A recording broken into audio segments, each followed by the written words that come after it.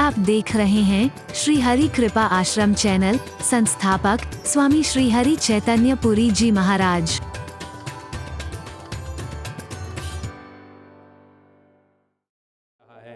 बच्चे की तरह बनने का संदेश दे रहा है और भगवान के छोटे बच्चे उनके भक्त हैं, याद रखना।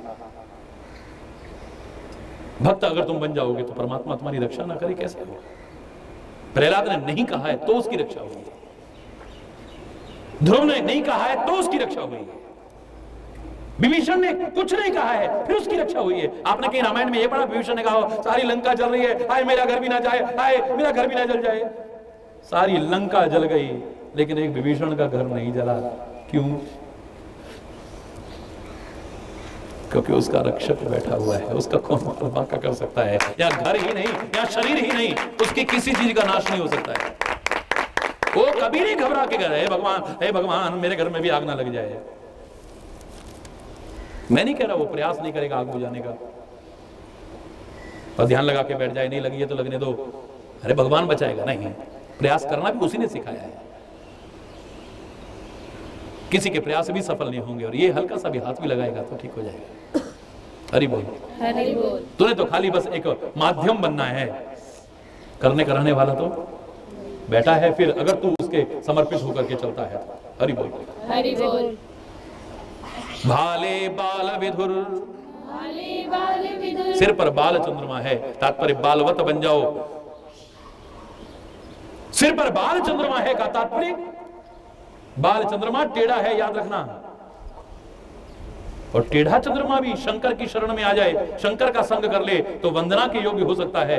तो अगर टेढ़े लोग भी अच्छा संग कर लें तो एक दिन वो भी पूजा के और आदर के योग्य न बन जाए तो इसमें क्या संदेह की बात है?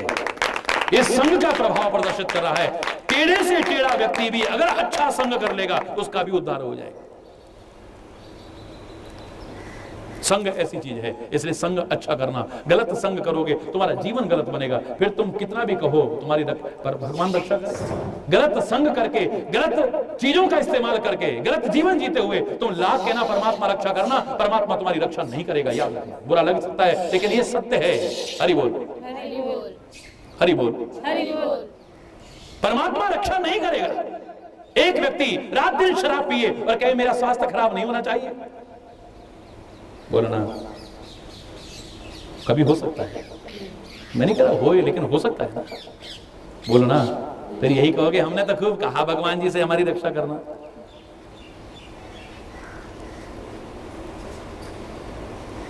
एक व्यक्ति रात दिन जुआ खेले और कहे हे भगवान मेरा धन कभी नष्ट नहीं होना चाहिए, मेरे धन की रक्षा करना प्रभु। रात दिन प्रार्थना करे तो भी कभी ना कभी धन नष्ट हो जाएगा, उसके धन की रक्षा नहीं हो सकती है। अरे भगवान के साथ रहने वाले पांडवों का राज्य नष्ट हो गया अगर जुआ नहीं छोड़ा है तो। इतना महान राजा नल, उसका सब कुछ बर्बाद हो गया है, खाली किस लिए? जुआ खेलने के कारण। कि भगवान बचाएगा? नशीले पदार्थों का सेवन करो हमारा स्वास्थ्य खराब नहीं होना चाहिए, ये कैसे हो सकता है?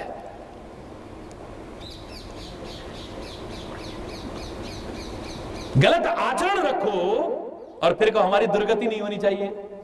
दुर्गति ही होगी, सदगति नहीं हो सकती है। हमें भी तो जीवन ऐसा बनाना है, तब प्रार्थना करने का मजा है। श्री शंकर पातु माम, जिससे तुम कह रहे हो उसकी नजर तुम्हारे पर निरंतर है, इतना याद रखना। तुम दुनिया को धोखा दे सकते हो लेकिन अपने गुरु को और परमात्मा को कभी धोखा नहीं दे पाओगे, दावे से कह रहा हूं। और अगर उनको धोखा देने की कोशिश कर रहे हो तो तुम उनको नहीं दे रहे हो, अपने आप को धोखा दे रहे हो। बर्बाद हो जाओगे, नष्ट हो जाओगे, अपना सब कुछ नष्ट कर बैठोगे, अपना चरित्र नष्ट कर बैठोगे, अपना आचरण, अपना स्वभाव, अपना सब कुछ नष्ट कर बैठोगे।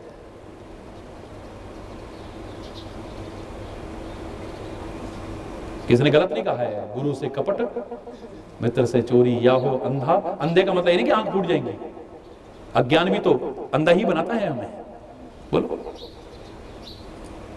एक व्यक्ति मदांध है अर्थात अहंकार में अंधा हो गया है, एक व्यक्ति कामांध है, काम में अंधा हो गया है। बोलो, अंधे का मतलब ये नहीं था जिसकी आंखें नहीं हो, गुरु की वंदना में भी क्या कहते हो?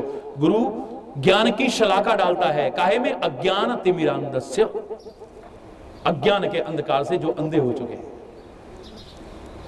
अब उस गुरु के बताए रास्ते पर ही नहीं चलोगे तो फिर अंधे ही रहोगे, फिर ठोकरे खाओगे। हरि बोल, हरि बोल। अगर तुम चाहते हो, तुम उनको धोखा नहीं देते हो, अपने आप को, उनका क्या बिगड़ेगा बताइए? परमात्मा को उनकी नजरें निरंतर तुम्हारे, ये नहीं कि वो सामने हो तभी, कहीं पर भी रहे।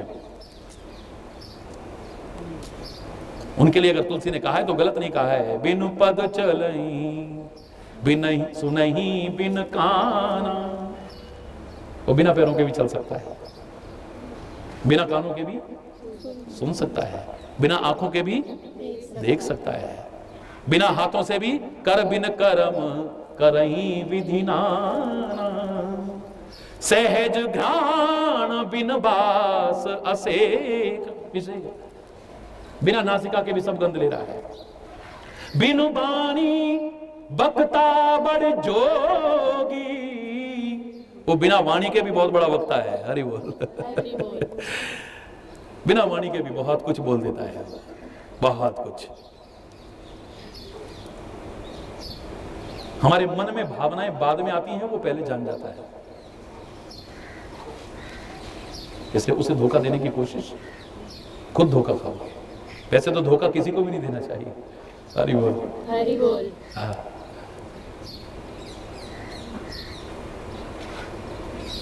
भाले बाल विधुर, सिर पर बाल चंद्रमा का तात्पर्य अच्छा संग करना, बुरा साथ मत करना, ये डुबो देगा तुम्हें। गलत साथ करोगे तो गलत क्रियाएं करने लगोगे, निंदा के पात्र बनोगे, प्रशंसा के पात्र नहीं बनोगे।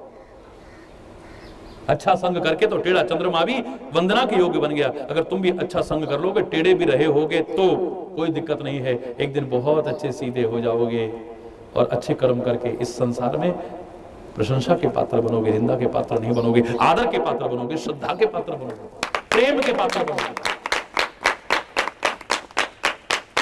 ये संग ही तो है, ये तार भी सकता है, डुबो भी सकता है, ये तार भी सकता है, ये मार भी सकता है, ये उबार भी सकता है, ये डुबो भी सकता है। ये संग ही ऊंचा भी उठा सकता है, संग नीचे भी गिरा सकता है, तुम्हारा उत्थान भी कर सकता है, तुम्हारा पतन भी करा सकता है। और संग की महिमा को कौन नकार सकता है?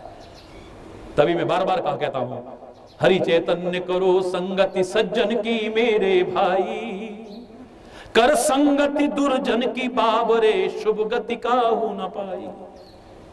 कर संगति केले की स्वाति बन कपूर है जाती, सीप की कर संगति बन मोती अच्छी कीमत पाती। और वह यदि संगति कर ले सर्प की प्राण हर विष बन जाई। हरि चैतन्य करो संगति सज्जन की मेरे भाई, सज्जनों का साथ करो। हमने पिन को भी कभी तैरते नहीं देखा है, लोहे का एक टुकड़ा भी तैरते नहीं देखा है, डूब जाता है। लेकिन लोहे का एक पिन तो क्या, एक छोटा सा टुकड़ा तो क्या, लोहे की बड़ी बड़ी शिलाएं भी अगर संग करती हैं नाव का, संग करती हैं जहाज का, संग करती हैं लकड़ी का, तो वो भी भवसागर से पार हो जाती, संसार सागर से पार हो जाती।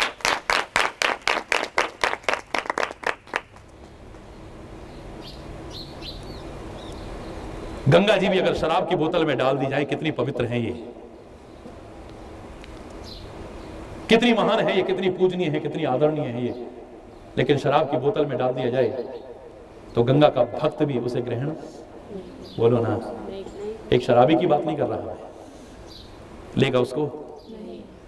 अरे गंगा जल डाला हुआ है इसमें, भाई तुम तो गंगा जी के पुजारी हो, जरा सा ले लो ना, लेगा कभी? नहीं। अब क्यों नहीं ले रहा? क्योंकि गंगा जी ने साथ अच्छा नहीं किया। और वो शराब जैसी अपवित्र चीज भी एक भक्त की निगाह में जो है, वो पूरी गंगा, बहती गंगा में अगर डाल दी जाए तो अब लोग फिर भी गंगा जल लेने में कोई संकोच नहीं करेंगे, फिर भी उसे वो भी पवित्र हो गई है अच्छा संग करके, लेकिन गंगा जैसी पवित्र भी अपवित्र हो गई है गलत साथ करके। ये संग का प्रभाव नहीं है तो और क्या है? मैंने आपसे कहा था, मेरे गले में कोई धागा डालने लगे, आपके गले में कोई धागा डाले, आपको अच्छा लगेगा? धागा डाले कोई है? नहीं लगेगा ना अच्छा। और उसी में अगर फूल पिरो के डाल दिए जाए, अब इस धागे ने फूलों का साथ कर लिया है, तो एक आम व्यक्ति तो क्या, संत गुरु तो क्या, ये परमात्मा के गले की भी शोभा बढ़ा सकता है। किसी को भी बुरा नहीं लगेगा, सबको अच्छा लगेगा।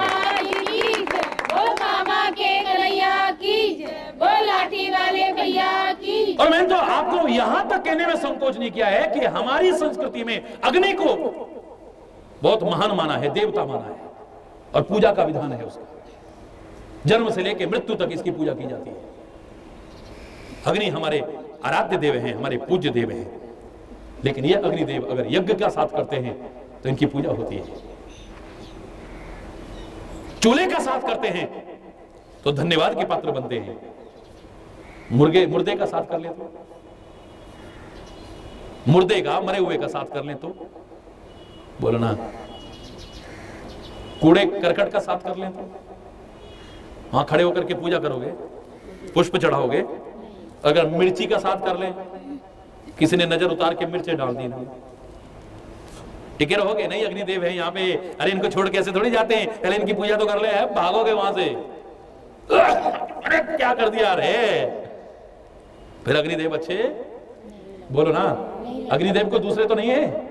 यज्ञ की वेदी में उनका क्या स्थान है, चूल्हे में उनका क्या स्थान है, शव के साथ शमशान में जब मुर्दा जल रहा है वही अग्निदेव हैं, उनका क्या स्थान है। कूड़ा करकट जलाते हुए इन अग्निदेव का क्या स्थान है। मिर्चों का साथ करके इनका क्या स्थान है। और लोहे का साथ कर लें, लोहार की भट्टी में चले जाएं तो जिन अग्निदेव की पूजा करते थे, घन और हथौड़े से उन पर चोटे मारते हैं, उनकी पिटाई तक होते देखी हमने, तो बहुत बड़ी बात है।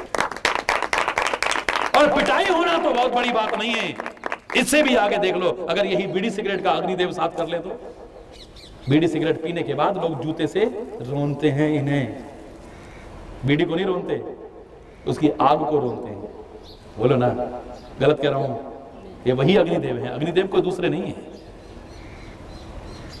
संग के प्रभाव को कभी नकार नहीं सकते हो। भाले बाल विधुर, सिर पर बाल चंद्रमा का तात्पर्य बालवत बने रहना, अहंकार मत करना, छोटे अपने आप को, बड़प्पन के काम करना, लेकिन बड़ा मत समझना, दूर हो जाओगे। बाल चंद्रमा का तात्पर्य अच्छा संग करना। बाल चंद्रमा का तात्पर्य, चंद्रमा शीतल होता है, मस्तिष्क को ठंडा रखना। बाल चंद्रमा का तात्पर्य, अगर कभी तुम भयभीत हो तो किसी अच्छे की शरण में जाना, समर्थवान की शरण में जाना, इस दुनिया की शरण में मत जाना। हरि बोल, हरि बोल। जैसे चंद्रमा गया है, तुम्हारा डर खत्म हो जाएगा हमेशा के लिए, विश्वास रखना बस।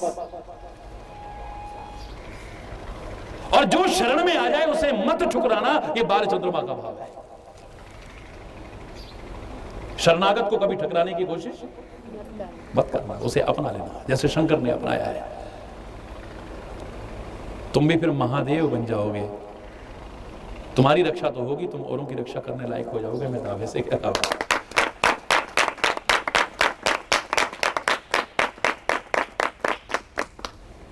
कैलाश पर रहने वाले शंकर न सही, शमशान में रहने वाले शंकर न सही, पार्वती और गंगा के स्वामी शंकर न सही, त्रिशूल और डमरू धारण करने वाले शंकर न सही, नरमुंडों की माला और शमशान की राख धारण करने वाले शंकर न सही, सृष्टि का संहार करने वाले शंकर न सही, लेकिन इन गुणों से परिपूर्ण शंकर, शिव, कल्याणकारी महादेव तुम बन सकते हो, इसमें कोई संदेह की बात नहीं है। कोशिश तो करो इन विशेषताओं को अपनाने की। इसलिए बाद में कहा है श्री शंकर पातुमाम, ये सब चीजें पहले कही, इनको ध्यान में देना। हरि बोल, हरि बोल।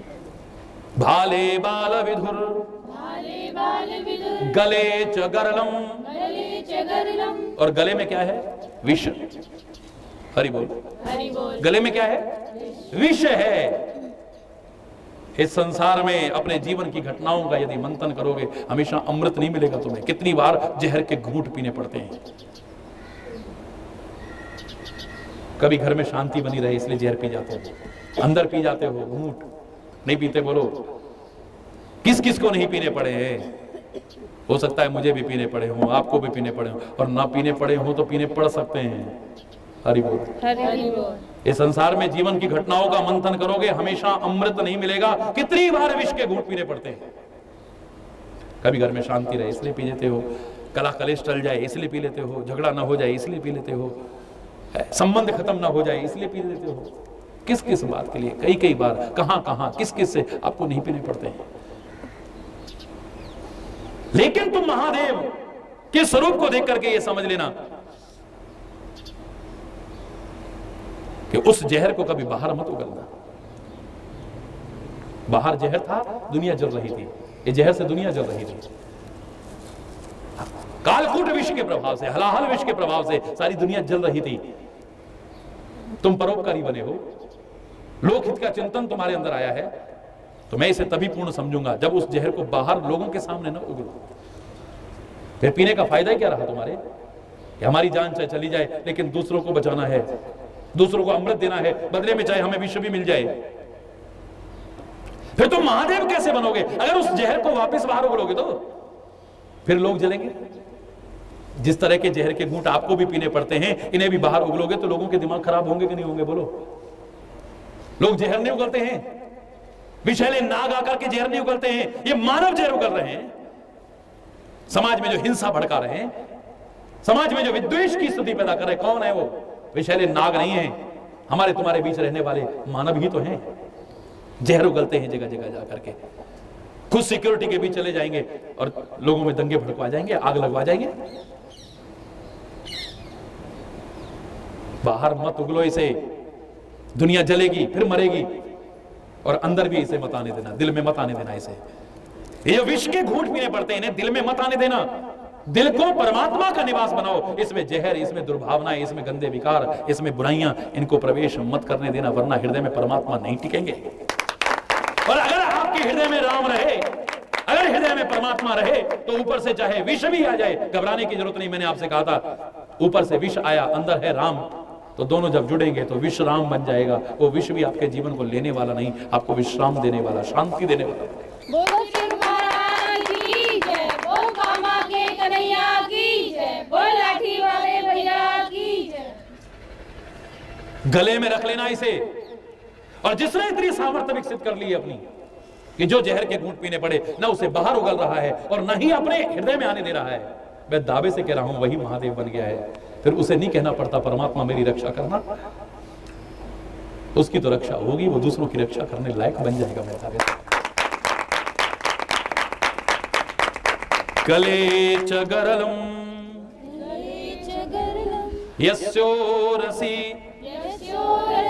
व्यालराट यस्य उरसी, उर माने हृदय, हृदय पर जिसके सर्पराज है, सर्पराज विराजमान है।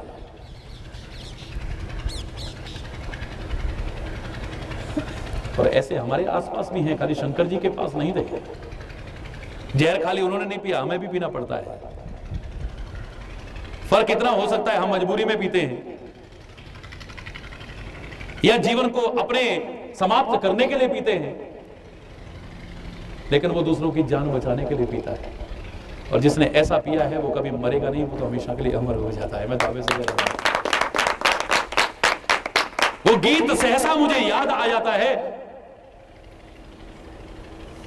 कि क्या मार सकेगी मौत उसे, क्या मार सकेगी मौत उसे, औरों के लिए जो जीता है, मिलता है जहां का प्यार उसे, औरों के जो आंसू पीता है, क्या मार सकेगी मौत उसे। जिसने विष पिया बना शंकर, आत्महत्या के लिए नहीं, लोक उपकार के लिए। जिसने विष पिया बना शंकर, जिसने विष पिया बनी मीरा, जो बेधा गया बना मोती, जो काटा गया बना हीरा, वो नर है तो भी राम, वो नर है तो भी राम, नारी है तो वो सीता है, मिलता है जहां का प्यार उसे, औरों के जो आंसू पीता है, क्या मार सकेगी मौत उसे। नहीं मरेगा ऐसा व्यक्ति। मरते तो बहुत हैं, बहुत मरते हैं, लेकिन ऐसे लोग मरते नहीं, अमर हो जाते हैं ऐसे जो समाज हित का चिंतन रखते हैं, मर करके भी नहीं मरते हैं, और बहुत से जिंदा रह के भी जिंदा नहीं रहे, वो जीवित भी मृतक तुल्य जीवन जीते हैं।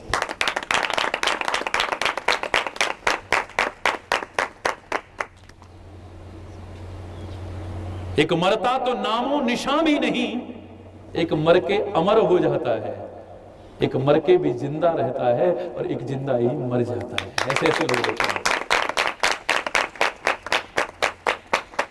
और ऐसे लोगों के लिए तुलसी ने भी कहा है, जीवित शव सम 14 प्राणी, 14 प्राणी जिंदा भी मरे तुल्य हैं। बहुत से लोग अपने कर्मों से खुद मरे होते हैं। कोई कहे राम ने रावण को मारा, राम ने राक्षसों को, अरे वो खुद मर गए हैं अपने कर्मों से, उन्हें कौन मारेगा। राम मारने नहीं आता है, राम तो तारने आता है, उबारने आता है। लोग अपने कर्मों से मर गए। हनुमान ने लंका जलाई, अरे अपने कर्मों से आग लगी है, हनुमान तो एक माध्यम बना है। कृष्ण, भगवान श्री कृष्ण क्या कहते हैं, अर्जुन तू तो माध्यम बनेगा खाली, ये तो पहले ही मरे हुए देख। और बब्रू बहन ने भी अंत में क्या निष्कर्ष निकाला था, बताओ युद्ध का क्या निष्कर्ष है, हंसने लगा था वो, हंसती हुई खोपड़ी को देख करके पूछा था। याद है ये उदाहरण महाभारत का। क्या हुआ था, बोले मैंने तो ये देखा कि मरो हुआ पर तीर अर्जुन चला रहा है। अरे अरे ये तो अपने कर्मों से मर गए, इन्हें कौन मारेगा। परमात्मा तो मारने नहीं, उन्हें तारने आते हैं, उबारने आते हैं। बहुत से लोग अपने कर्मों से जीवित भी मरे के समान होते हैं, और बहुत से मर करके भी बोलो ना अमर हो जाते हैं। और वो क्या कहते हैं, हमें जहर मिल जाए लेकिन परमात्मा इन्हें अमृत देना है। ऐसे लोग शंकर ही है। मैंने वृक्ष को भी शंकर क्यों कहा है, इसलिए तो कहा है कि हमारी गंदी हवा को ये अपने अंदर समेटता है, कार्बन डाइऑक्साइड को अपने अंदर समेटता है, ये जहर को खुद पीता है और ऑक्सीजन रूप अमृत हमें देता है। मैं इसे शंकर नहीं मानूं तो क्या मानूं बताइए। तुम तो जीते जागते शंकरों को भी काटते जा रहे हो, और फिर श्री शंकर पातुमाम, हे शंकर मेरी रक्षा करना। कैसे करेंगे शंकर तुम्हारी रक्षा भाई। समय रहते जागरूक हो जाओ। हरि बोल, हरि बोल। समाज हित में ही ना सही, राष्ट्र हित में ना सही, अपने हित में ही सोच लो। अपने लिए विपदाओं को निमंत्रण दे रहे हो ऐसे काम करके। आज नहीं पता चल रहा है, बाद में पता चलेगा। हरि बोल, हरि बोल। ऐसे लोगों ने कभी नहीं कहा कि इन्होंने हमें विष दिया है, अब हम भी इनको जहर ही देंगे। ऐसे लोग तो ये भी कहने में संकोच नहीं करते हैं, जो तो को कांटा बोवे ताही बोव तू फूल, तो ही फूल के फूल हैं और वाको है त्रिशूल। इनको अपने आप सजा मिल जाएगी, तुम्हें कहने की आवश्यकता नहीं है। जो गलत करेगा अपने आप गलत भरेगा। बोए पेड़ बबूल का तो आम, अब जो व्यक्ति जैसा बीज बोएगा वैसा ही तो पाएगा ना। इसलिए हमारे भारत की संस्कृति में 2 बार नवरात्रि होती है। वैसे तो अनेक नवरात्रियां प्रमुख मानी जाती हैं, हर मास में नवरात्रि पर्व आता है, लेकिन ये 2 प्रमुख मानी गई हैं। बोलिए, एक चैत्र मास की और एक बोलो शारदीय नवरात्रि। ये 2 नवरात्रियां प्रमुख, और इसमें जौ बोए जाते हैं। ये भारत की संस्कृति देखिए। भारत कृषि प्रधान देश है, जहां पर एक और कृषि की क्या स्थिति रहेगी ये उजागर करने के लिए जो बोए जाते हैं। पर मैंने शब्द में से एक बार ढूंढा था, जो बोने का तात्पर्य क्या है, ये बता रहा है जो बोओगे तो वही काटोगे, और कुछ तुम्हें मिलने वाला नहीं है। जो बोओगे वही काटोगे, याद रखना। अगर जो बोओगे तो जो काटोगे, तिल बोओगे तो तिल काटोगे, गेहूं बोओगे तो, और कांटे बोओगे तो बोए पेड़ बबूल का तो आम। ऐसे महापुरुषों ने फिर भी उनके प्रति कोई दुर्भाव, इसलिए संत कहलाते हैं, इसलिए महापुरुष कहलाते हैं, इसलिए महादेव कहलाते हैं कि जो इन्हें जहर दे ये उनको भी अमृत देते हैं। ये विशेषता है। ईसा मसीह को जो ठोक रहे थे, सूली के साथ लटका रहे थे, वो उनके लिए भी प्रार्थना कर रहा है, परमात्मा ये अज्ञानी लोग हैं, ये नहीं जानते क्या कर रहे हैं, परमात्मा इनको भी सद्बुद्धि देना, इनका भला करना। ये संत ही कर सकते हैं। संत को किसी देश की सीमा में नहीं बांध सकते आप, किसी धर्म की सीमा में नहीं बांध सकते हैं, कोई भी संत हो सकता है। महावीर स्वामी के कारों में कील ठोक रहा है जो महावीर स्वामी, उसके लिए भी भले की कामना कर रहा है। जो बुरा सोचने वाले का, बुरा करने वाले का भी भला चाहे, वही संत हो सकता है, वरना और कोई संत कहलाने लायक नहीं हो सकता। जहर देने वाले को भी अमृत दे, ऐसी संतता से परिपूर्ण जिसका जीवन हो गया है, उनकी रक्षा तो परमात्मा खुद करते हैं, उनको कहना नहीं पड़ता है। हरि बोल। और कह भी दे कोई बुराई नहीं है, और ना भी कह पाए तो चलेगा। भाले बाल विधुर गले चगरलम, गले में विष धारण किया है और दुनिया को अमृत दे रहे हैं। महादेव हैं ऐसे लोग, नमन करता हूं ऐसे लोगों जो आज हैं, पहले हो चुके और जो आगे होंगे। हरि बोल। यस्यो रसी व्यालराट, वक्षस्थल पर क्या है? सर्पराज विराजमान है। हमारे आसपास बहुत सर्पराज है, कम थोड़ी है। और वो वाले सर्प नहीं, मानव रूप में, और वो पता नहीं जहरीले हैं सारे के सारे या नहीं हैं, पर मानव कितना जहरीला हो गया है सब जानते हैं। मेरी बात कटु लग सकती है, लेकिन इसे मैं कटु नहीं बोल रहा, लेकिन आपको लग सकती है। वैज्ञानिकों ने ये चैलेंज करके कहा है कि 80% सर्प जहरीले नहीं होते हैं, लेकिन 80% मानव जहरीले ना हो, कम से कम मैं गारंटी दे नहीं सकता। और वो सर्प तो अपने बिलों में रहते हैं, वो सर्प जंगलों में रहते हैं, वो सर्प जहां तहां कभी कभी दिखते हैं, लेकिन ये तो हमारे बीच रहते हैं। हरि बोल। हमारे साथ रहते हैं। हरि बोल। और यहां तक कि हमारी आस्तीनों में पलते हैं। हरि बोल। हमारा खाते हैं, हम पे गुर्राते हैं। हरि बोल। जिसमें खाते हैं उसी में छेद करते हैं। हरि बोल। हमारी छाया में आनंद लेते हैं और फिर हमारे ही टुकड़े टुकड़े करते हैं। हरि बोल। इनका पता ही नहीं लगता कब डंक मार जाए, कहां से डंक मार जाए। सर्प तो मुख से डंक मारेगा, जहर उगलेगा, बिच्छू पूंछ से जहर उगलेगा, पर ये मानव रूपी जहरीला नाग ये पता नहीं कहां से और कब जहर उगल जाए, इसका कोई भरोसा ही नहीं है। कोई भरोसा नहीं इसका। ये ऊपर से कुछ दिखता है, अंदर कुछ होता है। ये कहता कुछ है, सोचता कुछ है और करता, बोलो ना, इसकी आंखें कहीं होती हैं, दिमाग कहीं होता है, मन और काम कुछ और हो रहा होता है। बात बुरी लग सकती है, लेकिन ये परम सत्य है। सब ऐसे हो मैं नहीं कहता, लेकिन ऐसे लोग हैं हमारे बीच में। वो सर्प दुश्मन नहीं है हमारा, उस पर तो जब खुद संकट आता है वो तब डसने की कोशिश करता है। बोलिए, दबने लगे तुम्हारे पैर के नीचे तब तुम्हें डसने की कोशिश करता है, या उसे लगे कि सामने वाला मेरे को नुकसान पहुंचा सकता है तब काटने की कोशिश करता है। मैंने बताया था आपसे कि बड़े गीत बने हुए हैं, बीन बजाओ, उन्होंने कहा सपेरे को बुला के लाओ, इस बिल में सांप है उसको निकालना है, और उसने करा और सांप निकल आया। अरे सांप के कान ही नहीं जो बीन की आवाज सुनेगा भाई। अरे भैंस के तो कान है, उसके लिए कहावत बनी है, भैंस के आगे बीन बजाना बेकार है, और इसके तो कान ही नहीं, तो ये क्या सुनेगा, ये तो कुछ नहीं सुनेगा तुम्हारा। आज के वैज्ञानिक युग की दुहाई देने वालों, किन अंधविश्वासों में जी रहे हो तुम, किन भ्रमों में जी रहे हो।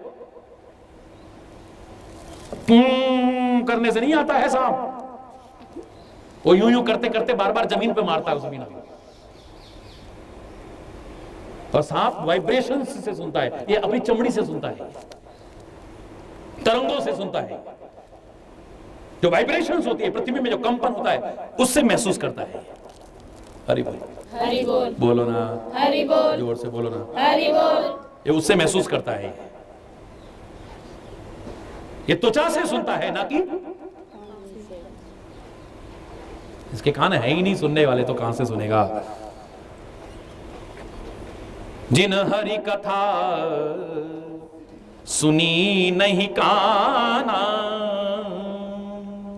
तुलसी कह रहा है, जिन हरि कथा सुनी नहीं काना, श्रवण रंध्र अहि भवन समाना। जिन्होंने इन कानों से सब कुछ सुना, पर जो सुनना चाहिए था, प्रभु के गुणानुवाद नहीं सुने, संतों के चरित्र नहीं सुने, परमात्मा के चरित्र नहीं सुने, तो उनके कान तो सांप के कान जैसे हैं, जो होते हुए भी नाक के बराबर है, बेकार है वो सारे। जैसे वो नहीं सुनता है, ऐसे तुम भी सुनते हुए भी नहीं सुन रहे।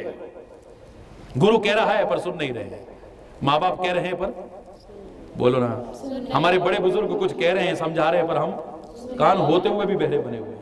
हरि बोल, हरि बोल। इनको बहरा ही कहेंगे, कान होते हुए भी। सांप के कान, सांप के बिल जैसे हैं ये, सांप के कान जैसे हैं, अर्थात ये कान होते हुए भी नहीं सुन रहे हैं। और आपको जो एक और भ्रम है, यूं कर रहा है और सांप नाच रहा है, सांप नहीं नाचता कभी भी,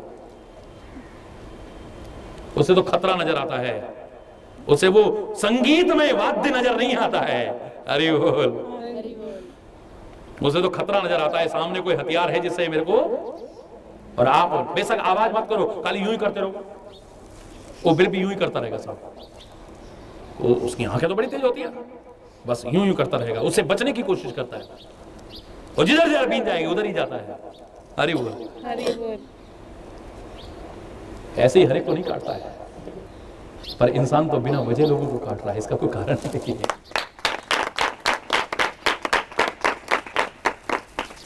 बिना वजह, और ऐसा डंक मारता है, एक बार उसका कांटा बच जाए, पर इसका कांटा बचता ही नहीं है, पता नहीं क्या।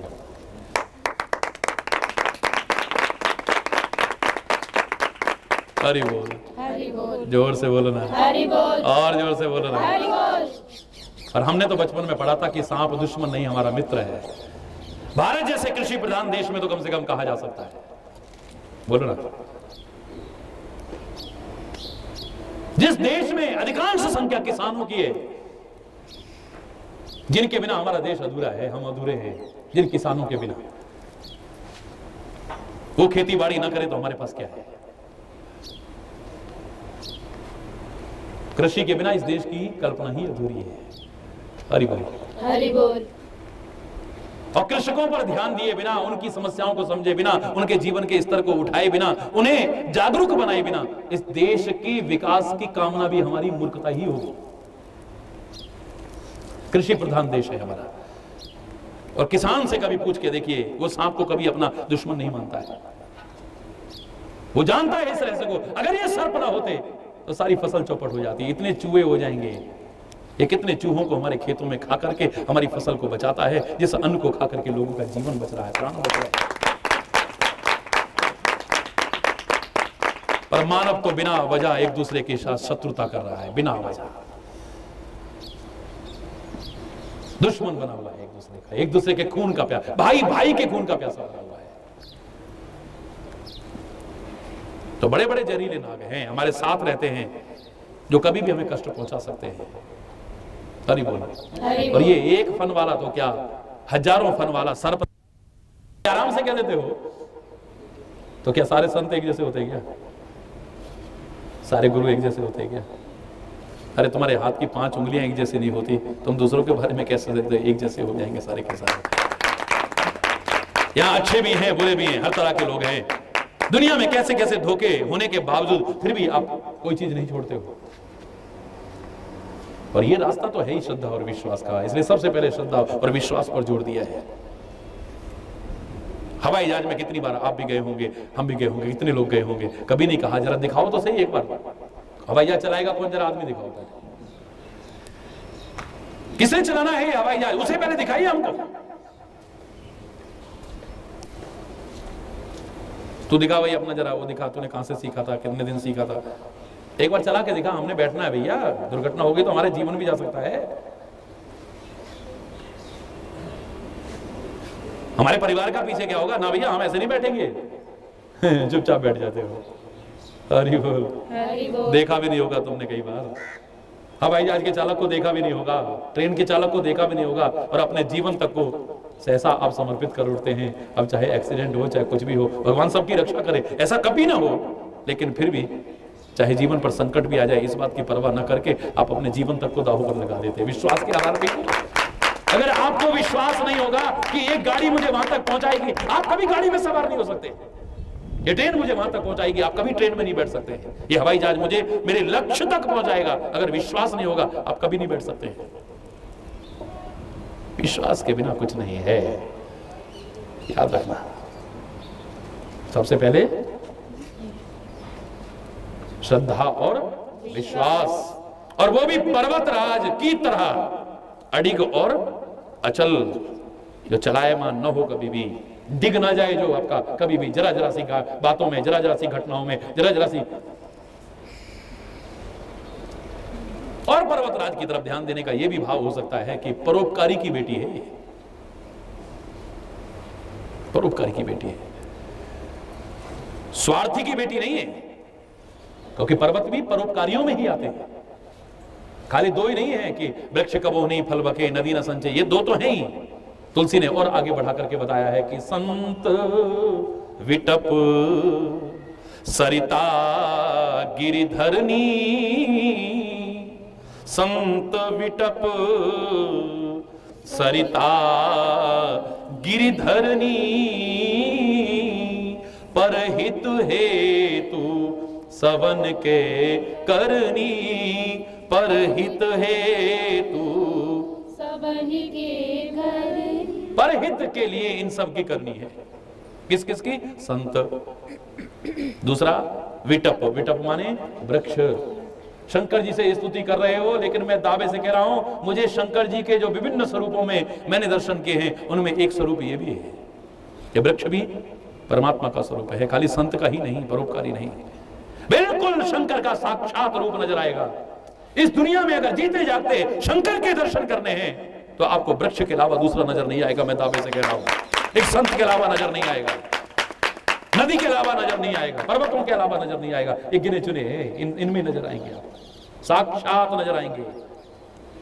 महाराज जी, आपने वृक्ष को शंकर कह के ये शंकर जी का अपमान नहीं किया? क्यों? क्या अपमान कर दिया? शंकर जी ने भी जहर पिया था और लोगों को अमृत दे दिया था। तुम अमृत पियो, मैं जहर पी जाता हूं। हरि बोल, हरि बोल। और वृक्ष क्या करते हैं? ये तुम्हारी जितनी गंदी हवा है, कार्बन डाइऑक्साइड है, ये हमें दे दो, इसे हम ले लेते हैं और ऑक्सीजन का अमृत तुमको देते हैं। जाओ पियो और अपने आप को स्वस्थ रखो। अब तुम ही ना समझ पाओ, ये तुम्हारी बुद्धियों पर तरस आता है कि तुम साक्षात शंकर स्वरूप और वृक्षों का तो नाश करने की कोशिश करते हो और उस शंकर से प्रार्थना करते हो कि हमारी रक्षा करना। परमात्मा तुम्हारी क्या रक्षा करेगा? अगर रक्षा चाहते हो तो पहले तुम औरों की रक्षा करना सीखो, दूसरों की रक्षा करने में, और वो भी वृक्ष जैसे शंकर की। मौसम खराब हो गए, किसने किए? भूमि का कटान हो गया, किसने किया? हमने पेड़ों को काटा था हुआ है। गर्मी बहुत पड़ रही है, किसने की है? हमारे देखते देखते मौसमों में इतना बदलाव क्यों? वरना समय पर बारिश होती थी, समय पर सर्दियां आती थी, समय पर गर्मियां आती थी, हर मौसम समय समय पर अपना रूप दिखा जाता था। बिल्कुल उसी तरह का वातावरण देखने को मिलता था।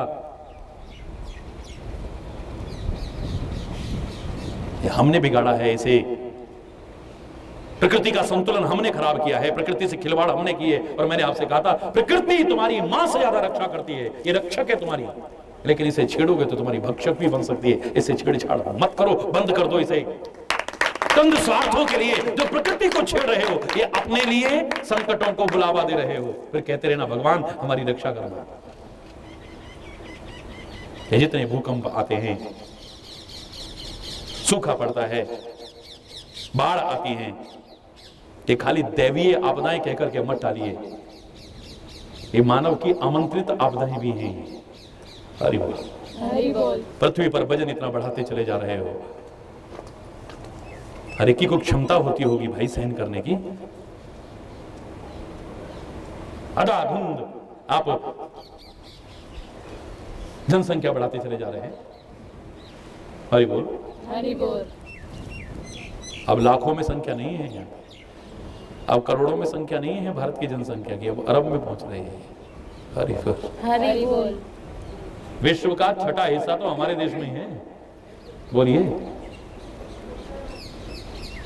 बहुत वर्ष पहले कहा करते थे हिंदुस्तान प्रतिवर्ष एक ऑस्ट्रेलिया पैदा करता है, जितनी पॉपुलेशन वहां की है उतनी हिंदुस्तान में पैदा होती है। अब तो उससे भी ज्यादा आंकड़ा बढ़ गया है, कम नहीं हुआ है। हरि बोल, हरि बोल। आधाधुंध जनसंख्या बढ़ा रहे हो, आधाधुंध जंगलों का सफाया करते चले जा रहे हो, आधाधुंध बिल्डिंगों पर बिल्डिंगें बनाते चले जा रहे हो, तो क्या होगा फिर? बोलो हरि बोल, हरि बोल, जोर से बोलो, हरि बोल। तो मामला फिर गड़बड़ ही है।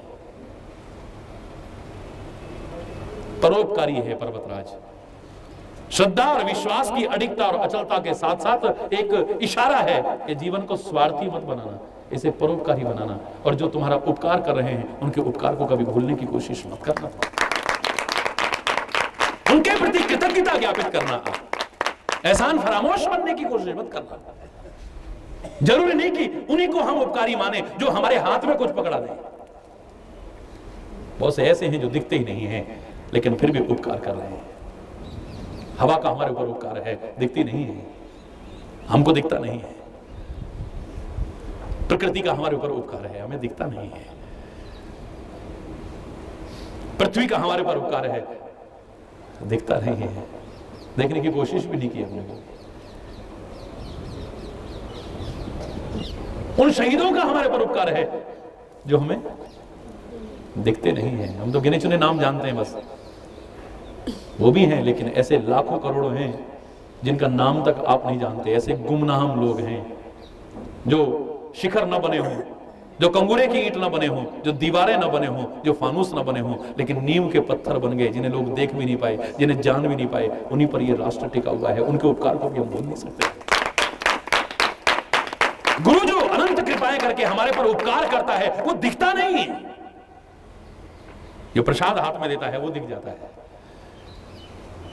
कोई चीज हमें देता है वो दिख जाता है, लेकिन कितने उपकार कर रहा है ऐसे ऐसे जो शायद आपको दिखते नहीं है। लेकिन अगर वो उपकार ना करता तो तुम मानव भी कहलाने लायक ना रहते, इंसान भी कहलाने लायक ना रहते। अगर संत उपकार ना करते, ग्रंथ उपकार ना करते, गुरु उपकार ना करते, तो परमात्मा ने मानव का शरीर ही तो दिया था, मानव थोड़ी बनाया था। इसी को पाकर के लोग चोरी कर रहे हैं, डकैती कर रहे हैं, लूटपाट कर रहे हैं, कुकर्म कर रहे हैं, अधर्म कर रहे हैं। ये तो धन्य हो हमारे ग्रंथ, धन्य हो हमारे संत, धन्य हो सदगुरु, जिन्होंने हमें सच्चे अर्थों में मानव बना करके रख दिया है। वरना तो हम मानव भी न होते, इंसान बना करके रख दिया अगर उनके बताए रास्ते पर चल जाए। जिन्होंने जीवन की वास्तविकता से अवगत कराया है हमें। हम तो भ्रम में जी रहे थे,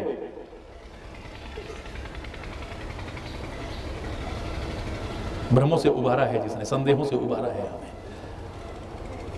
तो उनके उपकारों को भी कभी मत भूलना और उपकारी बनने की कोशिश करना, परोपकारी बनने की कोशिश करना। यशांके च विभाति, यशांके च विभाति, भूधर सुता, भूधर सुता, देवापगा, देवापगा, मस्तके। मस्तके। किन शंकर जी से कह रहे हैं, किन सदगुरु से कह रहे रक्षा करना? वो शंकर स्वरूप में जिनके सिर पर गंगा जी विराजमान है। हरि बोल, हरि बोल। वो हमारी रक्षा करे। तो पहले वो प्रेरणा दे रहे हैं, सिर पर गंगा के द्वारा प्रेरणा दे रहे हैं कि अपने दिमाग को ठंडा रखो। सिर पर देव नदी गंगा के द्वारा हमें प्रेरणा दे रहे हैं कि अपने मस्तिष्क को दैवत्व परिपूर्ण चिंतन से भरो। असुरत्व परिपूर्ण चिंतन मत आने दो इसमें, राक्षसी चिंतन मत आने दो इसमें, अमानवीय चिंतन मत आने दो इसमें। देवत्व परिपूर्ण चिंतन हो आपके। देव नदी गंगा को सिर पर धारण करने का तात्पर्य, देव नदी गंगा को सिर पर धारण करने का तात्पर्य परोपकारी जीवन बनाना। आप हरि बोल, हरि बोल। स्वार्थी जीवन मत बनाना। स्वार्थों में ही तकरार होती है, तभी झगड़ा होता है। फिर आपको कहना पड़ता है श्री शंकर पातुमा। मैं तो ऐसा कहना चाह रहा हूं कि हमें ये कहना ही ना पड़े, और फिर भी शंकर भगवान हमारी रक्षा करें, हमारा इष्ट हमारी रक्षा करे, हमारे गुरु महाराज हमारी रक्षा करें। ऐसी नौबत ही ना आए हमें कहने की। कितने झगड़ों से, कितने झंझटों से हम बच जाएंगे। और जितना हम ये कहते थे हमारी रक्षा करना, इतना हम कहेंगे हमारी भक्ति की रक्षा करना, हमारे आचरण की रक्षा करना, हमारे चरित्र की रक्षा करना, हमारे अच्छे स्वभाव की रक्षा करना, हमारी अच्छी वाणी की रक्षा करना, हमारे अच्छे व्यवहार की रक्षा करना, हमारी दैवीय संपदाओं की रक्षा करना, हमारे सद्गुणों की रक्षा करना, ये कहेंगे। और ये कह लिया आपने तो दूसरी बात न भी कही तो चलेगा, वो रक्षा अपने आप करेगा। देव नदी गंगा को सिर पर धारण करने का तात्पर्य दिमाग को दैवीय चिंतन से परिपूर्ण बनाना। देव नदी गंगा को सिर पर धारण करने का तात्पर्य दिमाग को ठंडा रखना। ये बात बात में जो तम आ जाते हो, जोश में आ जाते हो, होश भी खो बैठते हो, ये अच्छी बात नहीं है। हरि बोल, हरि बोल। पश्चाताप का सामना करना पड़ता है, फिर ग्लानि का सामना करना पड़ता है, फिर संबंधों की मधुरता को भी खत्म कर बैठते हैं, अपने स्वास्थ्य को भी खत्म कर बैठते हैं, अपने चिंतन को भी खत्म कर बैठते हैं, और मैं तो कह रहा हूं सब कुछ खत्म कर बैठते हैं। हरि बोल, हरि बोल। तुलसी ने तो ये कहने में भी संकोच नहीं किया है, क्रोध पाप कर मूल, जेहि बस जन अनुचित करही चरही विश्व प्रतिकूल। यही सारी की सारी पाप का मूल है, ये जड़ है, ये सारी की सारी। इसी के वश में आकर के व्यक्ति अनुचित से अनुचित कर बैठता है, और चरही विश्व प्रतिकूल, विश्व के प्रतिकूल भी आचरण कर लेता है। और विश्व के तो क्या, मैं तो कह रहा हूं विश्वपति के भी, विश्व पिता के भी प्रतिकूल तक आचरण कर बैठे। गुस्से में तो कोई पता नहीं है। ये नारद बन करके जिनकी भक्ति करता है, गुस्से में आकर के उनको गालियां भी दे सकता है, उनको श्राप भी दे सकता है। नहीं बोल, ये गुस्सा ऐसी चीज है। सामने राम खड़े हैं, न पहचान करके परशुराम बन करके पता नहीं क्या कुछ ये कह सकता है। हरि बोल, हरि बोल। ये गुस्सा ऐसी चीज है, गुस्सा ऐसी चीज है कि ये अच्छे लोगों के प्रति भी हमारे मन में दुर्भाव लाने की कोशिश करता है, गलत फहमियां ला करके एकदम से हमें उत्तेजित करा के कुछ गलत अप्रिय घटना भी करा सकता है, फिर पश्चाताप के अलावा कुछ नहीं है। ये धूल क्यों उड़ रही है सामने? राम तो जानना चाहते हैं, और निषाद आके कहता है कि भरत सेना सहित और परिवार सहित यहां चले आ रहे हैं।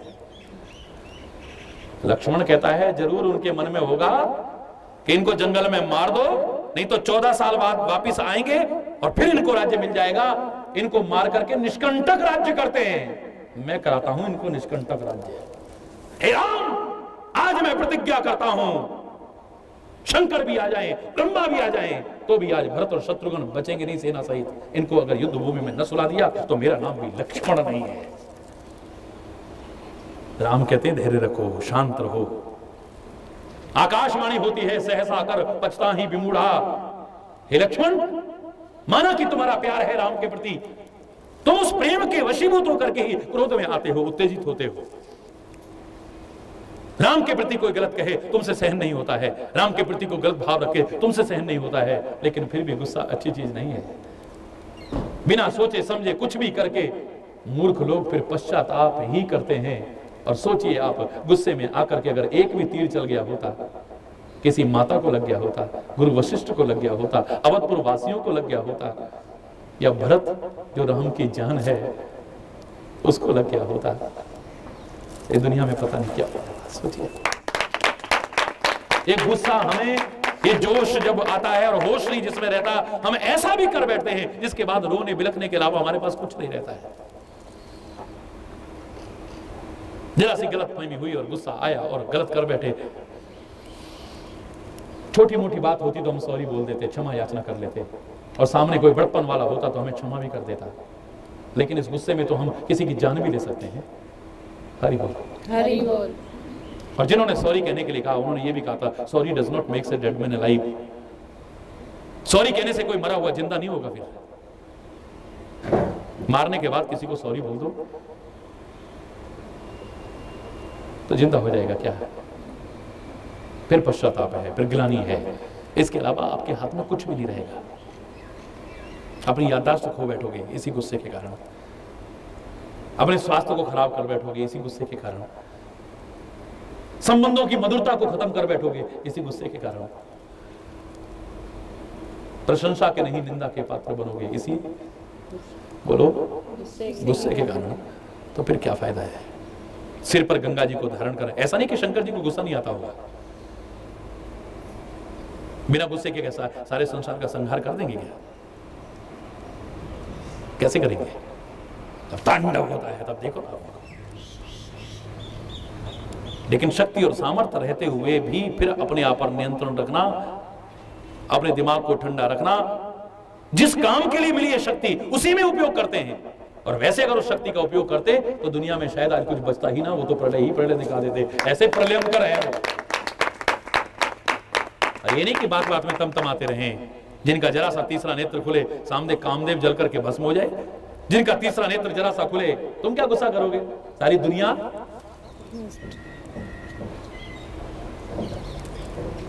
अगर वो गुस्सा ही करता रहता तो क्या होता?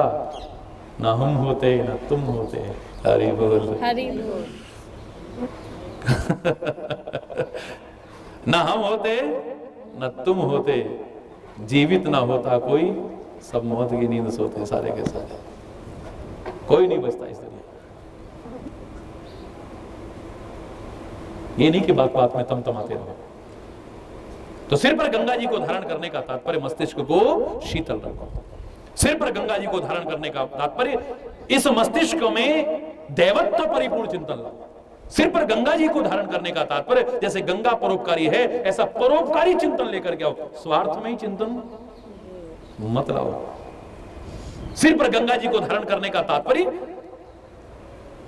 निरंतर अपने लक्ष्य की ओर आगे इस दिमाग को जितना हो सके व्यस्त रखो। इसे अस्त व्यस्त मत रहने दो। ये खाली दिमाग ही शैतान का घर है। ना इसे खाली रहने दो, ना इसे अस्त व्यस्त रखो। अच्छाई में दैवत्व परिपूर्ण चिंतन से, पवित्र चिंतन से, जैसे देव नदी गंगा पवित्र है ऐसे पवित्रतम भावों से, परोपकारी चिंतन से, अच्छे अच्छे चिंतन से, लक्ष्य की ओर आगे बढ़ने वाले चिंतन से इसे व्यस्त रखोगे तो गलत सोचोगे नहीं, गलत करोगे नहीं और बहुत सी मुसीबतों से बच जाओगे। तुम्हें कहना नहीं पड़ेगा कि परमात्मा मेरी रक्षा करना। और अगर ऐसी नौबत आ भी गई तो वो रक्षा अपने आप करेगा तुम्हारी। सिर पर गंगा जी को धारण करने का तात्पर्य है व्यर्थ के उलझाव और टकराव से बचने की कोशिश करो।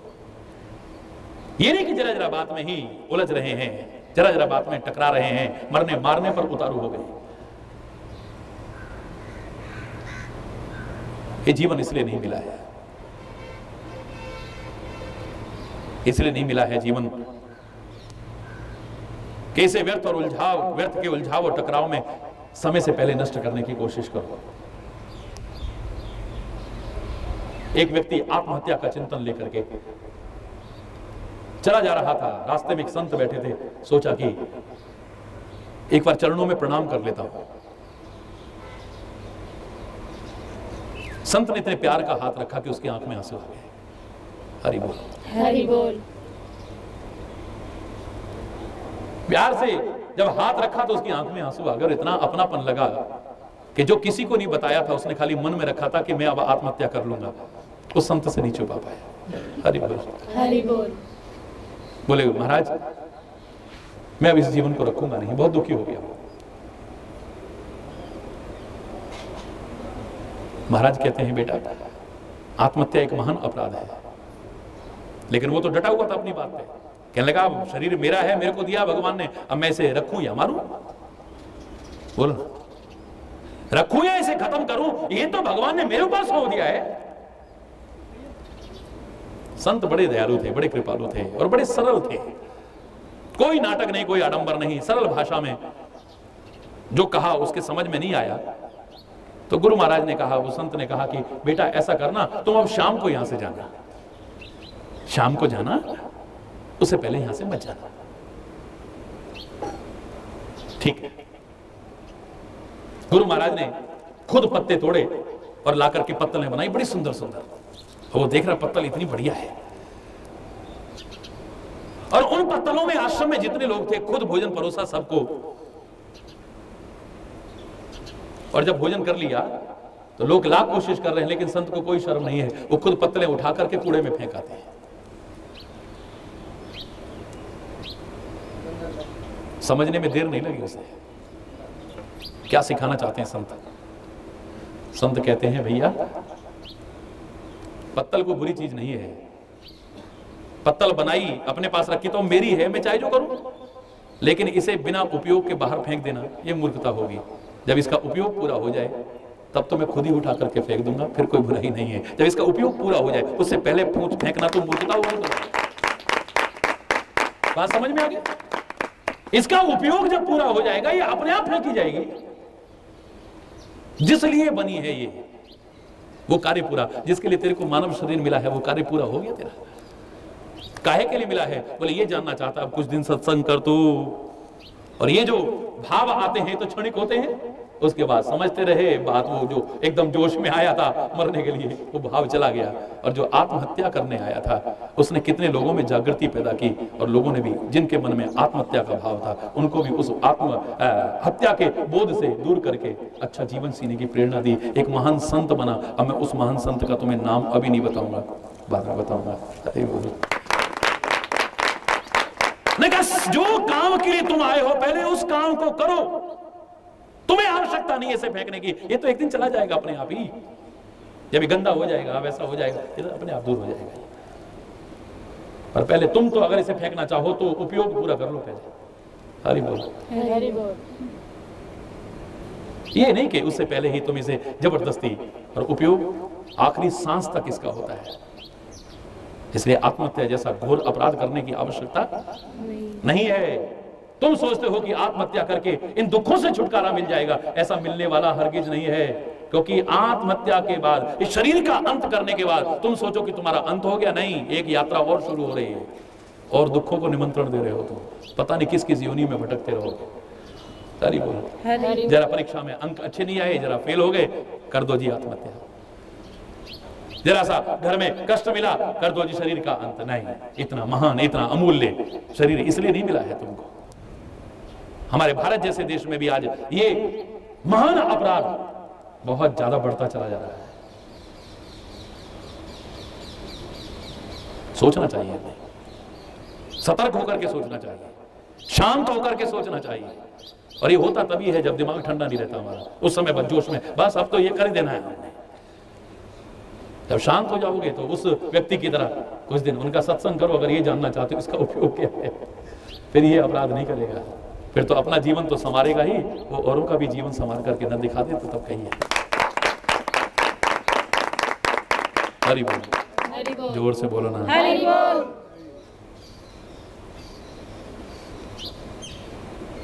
इस मस्तिष्क पर, इस सिर पर गंगा जी को धारण करने का तात्पर्य व्यर्थ के उलझाव और टकराव से बचने की कोशिश करो।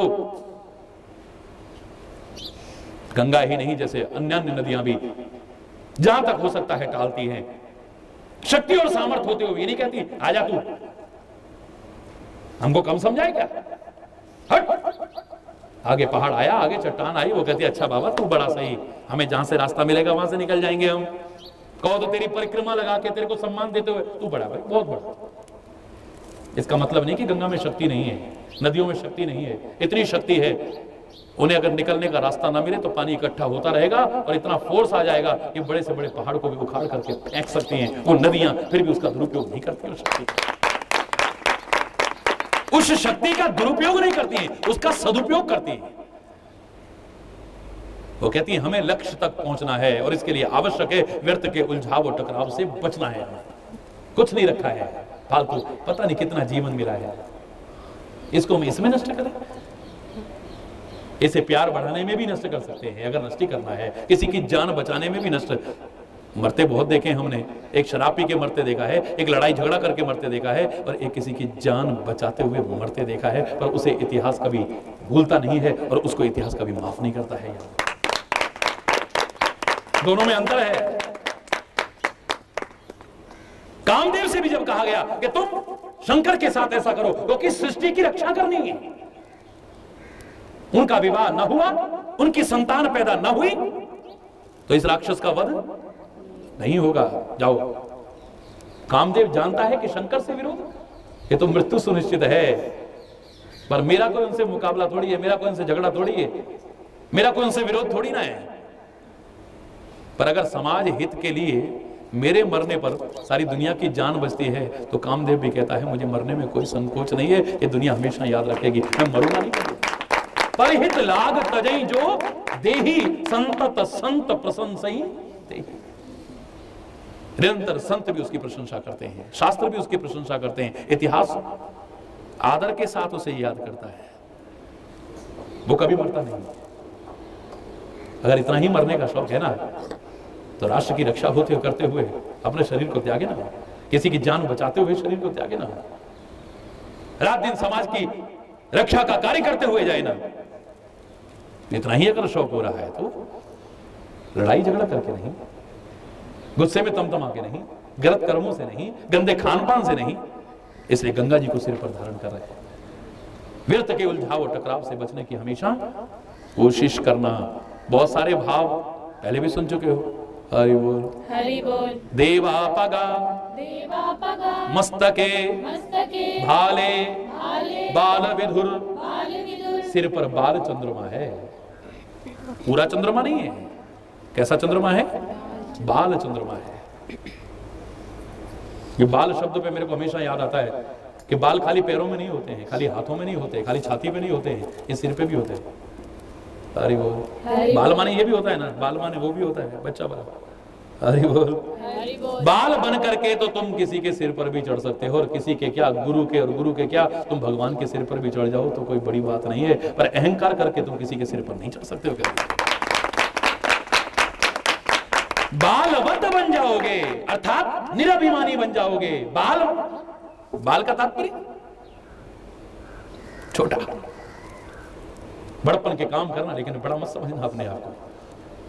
छोटे बन करके तो भगवान तक के सिर पे चढ़ सकते हो तुम। और छोटा कौन है? भक्त अपने आप को छोटा मानता है, वो दासानुदास मानता है। मैं तो दासों का भी। बहुत से लोग तो भजन ही ऐसे लिखते थे, मैंने बचपन में सुने, दासन दास की ये, मतलब मैं दास का भी दास हूं, दासानुदास कहते हैं अपने आप। मैं तो भक्तों का भी भक्त हूं। अरे परमात्मा तक कहते हैं, मैं हूं भगतन को दास, भगत मेरे मुकुटमणि।